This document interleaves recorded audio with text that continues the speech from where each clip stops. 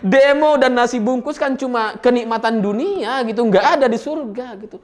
Jadi mereka ini buru-buru pengen masuk surga itu apa alasannya gitu. Sementara surganya sendiri kan masih belum dibuka. Karena surga itu kan nunggu nanti setelah hari kiamat kita dibangkitkan bersama-sama, baru kemudian setelah itu masuk surga gitu. Ini surganya masih belum dibuka dia tapi udah buru-buru.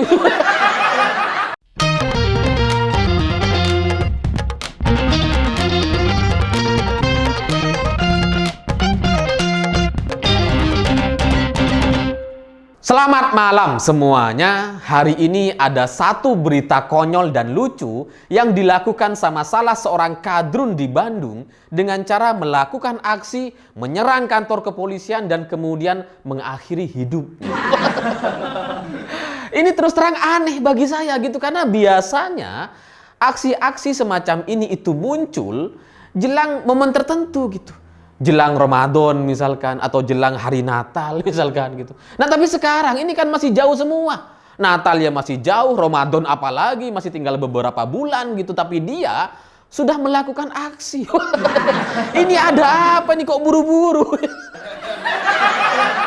Sehingga dalam kesimpulan saya mencurigai jangan-jangan si kadrun ini lagi frustasi gitu. Karena semalam kalah taruhan. Mana tahu dia lagi pegang Spanyol semalam gitu ya, terus kemudian kalah sama Maroko. Udah taruhan, udah judi, dosa, kalah lagi. Malu. Jadinya ya frustasi mengakhiri hidupnya. Karena nggak ada momen apa-apa lagi selain itu gitu.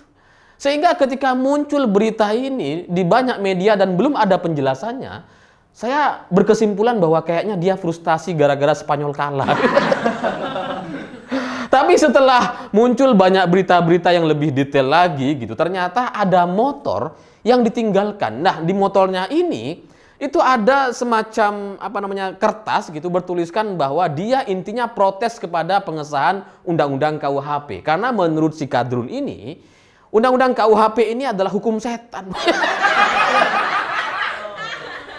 Padahal KUHP ini dibuat sama manusia loh, sama orang-orang DPR, sama pemerintah. Dan itu sudah dirancang selama puluhan tahun yang lalu. Dia bilang dibuat setan. Kalau setan gak ikut-ikutan malah disalahkan. Ini lucu ini. Dan bagi saya gitu ya, untuk kita merespon aksi-aksi yang semacam ini, itu emang harus ditertawakan gitu. Emang harus dicari lucu-lucunya kayak gimana gitu. Karena itulah cara kita melawan kelompok-kelompok radikal.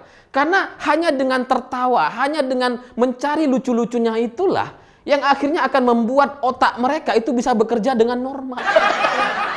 Karena kalau logika manusia sudah mentok gitu ya, sudah nggak berjalan waras, udah nggak berjalan normal seperti biasanya, itu biasanya jadi nggak bisa ketawa.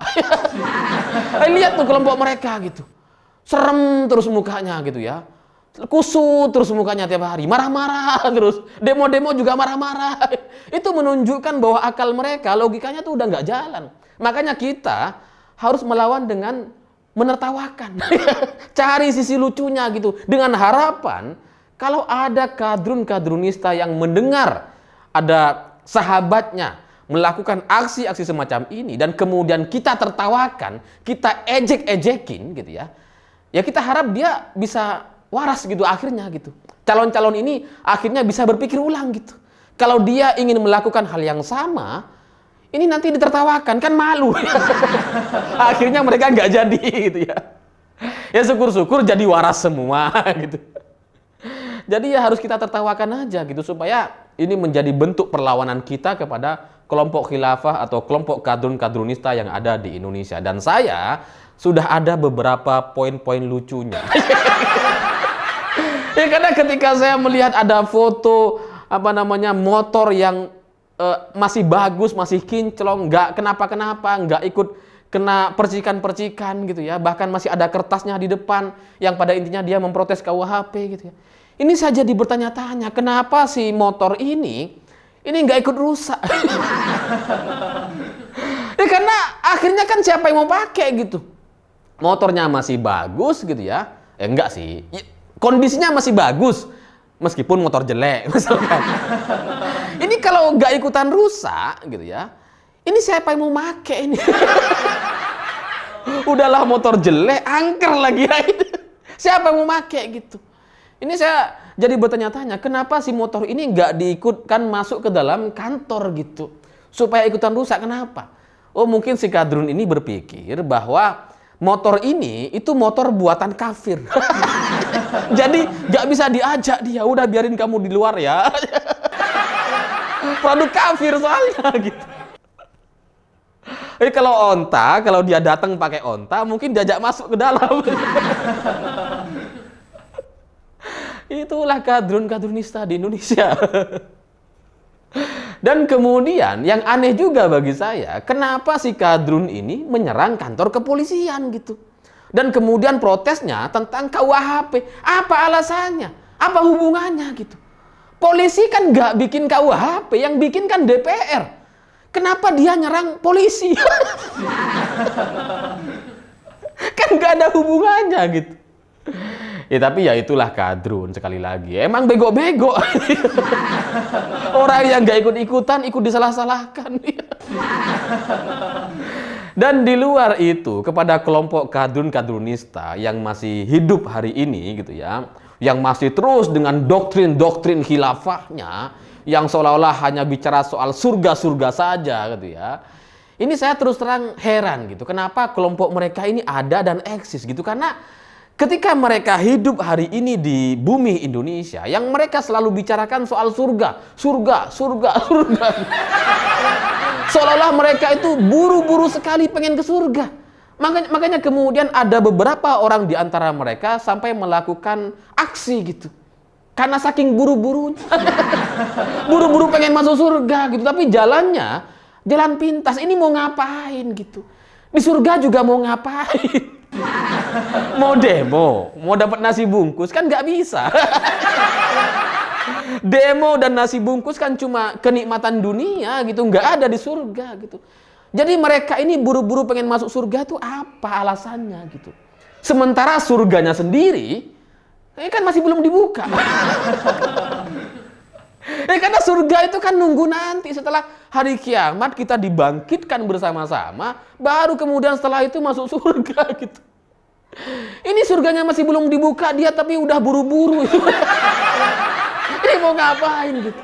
Kalau alasannya soal imajinasi seksual, hubungan seks misalkan, ya di dunia kan bisa gitu kan. Perempuan cantik dunia ini banyak gitu. Ya kalau misalkan dia pengen yang halal misalkan, ya dengan menikah gitu. Ada banyak perempuan cantik tinggal nikahin, tinggal melakukan hubungan seks. Apa susahnya gitu? Kenapa harus kemudian melakukan aksi-aksi semacam ini? Kan nggak ada urgensinya gitu. Kalau dia berimajinasi soal bidadari, katanya bisa dilayani 72 bidadari. Gitu ya. Itu kan pemikiran-pemikiran dari orang-orang yang nggak merenungkan soal agama. Yang dia baca cuma soal terjemahannya aja, tapi dia nggak merenungkan gitu. Padahal alam surga, alam akhirat, itu adalah alam yang berbeda dengan kita hari ini di dunia gitu. Dunia ini akan alam dunia nih. Alam surga itu alam yang berbeda, sehingga imajinasi orang terkait bidadari seharusnya kan bisa dipikirkan lagi gitu. Jangan kemudian disama-samakan persis seperti perempuan cantik di dunia, karena bisa saja beda gitu. Lawang kita di dalam alam kandungan kita nggak makan pakai dua tangan gitu kan. Setelah kita muncul ke alam dunia, kita pakai dua tangan untuk makan. Nah, di surga nanti, imajinasi kita soal bidadari dengan hubungan seksualnya dan segala pelayanannya itu bisa saja caranya berbeda gitu. Bukan cuma soal keluar masuk atau bingung soal keluar di luar atau keluar di dalam. Bisa saja berbeda karena caranya alamnya alam yang berbeda gitu.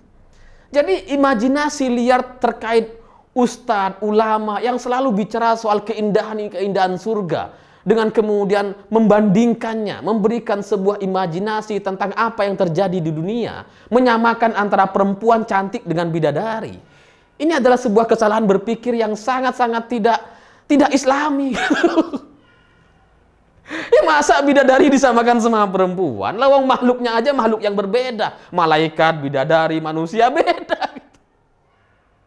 Masa kita berharap bidadari itu secara bentuk dan konstruksi lubang-lubangnya jadi sama? Kan nggak bisa. Kalau makhluk yang berbeda. Dan selain itu, kalaupun misalkan tujuan masuk surga cuma ingin melakukan hubungan seksual, kenapa nggak cari di dunia? Kan banyak gitu. Kan banyak sekali. Daripada melakukan aksi seperti ini yang kemudian ini masuk ke dalam kategori dosa besar gitu ya, yang susah untuk diampuni, atau bahkan katanya ada yang mengatakan orang yang melakukan aksi mengakhiri hidupnya sendiri ini nanti akan kekal di neraka. Kenapa nggak menikmati nikmat dunia yang ada hari ini sih gitu ya? Ya karena kalau kita menikmati nikmat dunia hari ini, ya karena masih bisa tobat kalau misalkan gitu ya. Kita masih bisa menikmati lagi ke depannya gitu. Nggak mengakhiri hidup yang konyol seperti ini gitu.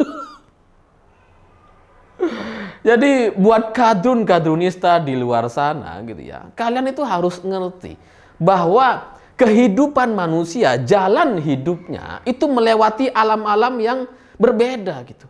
Dan secara proses aktivitas kehidupannya itu juga berbeda sama sekali gitu. Misalkan di alam ruh, ketika kita menunggu ruh dan kemudian sebelum kita ditiupkan kepada janin atau kepada bayi yang ada dalam perut seorang ibu gitu ya, kita kan menunggu tuh. Ya kita nggak tahu dan secara medis itu nggak ada penjelasannya secara detail gitu ya. Jadi tapi pada intinya pada alam itu kita sedang menunggu gitu. Dan itu alam yang berbeda sama sekali. Ketika kita ditiupkan menjadi manusia, ruh kita dimasukkan ke dalam tubuh manusia dan ada dalam kandungan seorang ibu. Kita masuk ke dalam alam kandungan dan itu juga alam yang berbeda. Lalu kemudian setelah itu masuk ke dalam alam dunia hari ini. Kita terlahir ke dunia dengan cara-cara orang dunia hari ini gitu ya. Kita makan, kita olahraga, kita tidur, kita bekerja. Ya itulah manusia di dunia, alam dunia. Tapi setelah alam dunia gitu ya, ini nggak langsung akhirat, ini nggak langsung masuk surga. Masih masuk dulu ke alam barzah. Nah, di alam barzah ini adalah alam transisi bagi manusia sejak zaman Nabi Adam sampai nanti hari kiamat. Itu kita menunggu di alam barzah sebelum terjadi kiamat dan dibangkitkan semua sehingga pada akhirnya orang akan diberikan pilihan untuk masuk ke dalam surga atau neraka. Nah, banyak dari ustadz, banyak dari kadrun-kadrunista, mereka terlalu sibuk bicara soal surga. Padahal setelah dunia itu masih ada alam barzah loh. Dan nunggunya masih lama. Sampai kiamat dan kita belum tahu kiamat kapan kan. Ya emang lebih dekat, semakin dekat. Tapi kita juga belum tahu gitu. Jadi buat kalian gitu ya, kadrun-kadrunista yang buru-buru pengen masuk surga, yang padahal surganya juga masih belum buka gitu ya. Dan setelah alam dunia juga sebenarnya bukan langsung ke alam akhirat, masih di alam barzah dan kita masih menunggu hari kiamat itu gitu ya. Ini kalian ngapain buru-buru? Kenapa nggak tunggu aja sih? Hidup normal biasanya aja gitu. Ya karena sesuatu yang dipaksakan, sesuatu yang dilakukan terburu-buru dan jalan pintas itu biasanya nggak sempurna gitu. Itu kan jadi sama kayak bayi misalkan masih hidup baru usianya 3 bulan terus kemudian dipaksa keluar. Akhirnya apa? Nggak bisa hidup sempurna. Dia nggak bisa hidup gitu. Nah sama seperti orang-orang yang mengakhiri hidupnya seperti kadrun-kadrun ini gitu. Yang memilih menyerang kantor kepolisian berharap bisa masuk surga tapi pada akhirnya dia masuk neraka. Ya karena yang namanya nyawa, yang kehidupan yang diberikan oleh Tuhan kepada manusia, itu kan adalah rahmat karunia dari Tuhan gitu. Yang memberikan dan mencabutnya adalah keputusan Tuhan, adalah keputusan Allah Subhanahu wa taala. Jadi kalau kalian sok-sokan ingin mencabut nikmat dan karunia nyawa ini sendiri gitu ya. Itu kan artinya kalian menolak pemberian Tuhan itu. Itu dan itu masuk ke dalam bagian dosa besar gitu. Sok-sokan. Menjadi Tuhan kepada dirinya sendiri gitu. Tapi kadrun emang kayak gitu. Menjadi Tuhan kepada banyak orang. Oh kamu kafir, kamu masuk neraka. Kadrun tuh. Jadi bagi saya penjelasan-penjelasan seperti ini itu penting untuk kita pahami bersama gitu ya. Buat teman-teman yang mungkin nonton video ini supaya ke depan kalau misalkan di tengah-tengah kalian, di kanan kiri kalian ternyata ada kadrun gitu ya. Yang selalu bicara soal surga, ini perlu dijelaskan gitu bahwa manusia itu melewati 6 alam, dan surga itu di hari akhirat itu nanti di ujung gitu. Setelah dunia tuh masih ada alam barzah loh. Ini perlu diingatkan kepada mereka gitu. Jangan bicara soal surga terus. Dan bagi saya, yang namanya surga atau neraka atau hari akhirat itu kan adalah sebuah konsekuensi dari segala perbuatan dan aktivitas kita di dunia gitu. Jadi itu nggak usah dibicarakan, surga neraka itu hak prerogatif Tuhan gitu. Kalau Tuhan mau kamu di surga, ya kamu di surga. Kalau Tuhan mau kamu di neraka, ya di neraka gitu. Dan sudah dijelaskan dalam ajaran agama Islam, orang masuk ke surga atau neraka itu bukan cuma soal amal ibadahnya, tapi itu prerogatif Tuhan, keputusan Tuhan yang mutlak dan nggak bisa dibantah oleh siapapun. Jadi makanya kita hari ini fokus aja kepada kehidupan kita gitu. Yang namanya manusia ya ayo kita bekerja, melakukan kebaikan gitu. Bukan malah sibuk bicara surga. Ini MUI atau Ustadz Menteri Agama kayaknya perlu mengubah cara pikir para ulama atau ustadz yang ada di Indonesia gitu. Karena kalau mereka bicara soal surga terus gitu ya, jangan-jangan itu membangkitkan semangat orang lain untuk melakukan aksi-aksi yang jalan pintas kayak gini gitu. Ya karena bisa aja mereka udah lelah dengan kehidupan dunia, udah capek ditagih utangan, bayar kreditan, kerja dari siang malam nggak kaya-kaya misalkan gitu ya. Mana tahu mereka capek terus kemudian ya udahlah kita masuk surga.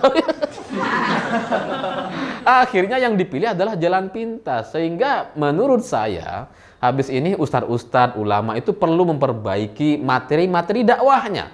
Jangan bicara soal surga terus, karena itu sekali lagi adalah keputusan Tuhan, hak prerogatif Allah Subhanahu wa taala, dan itu gak bisa kita ubah gitu, gak bisa kita coba-coba gitu.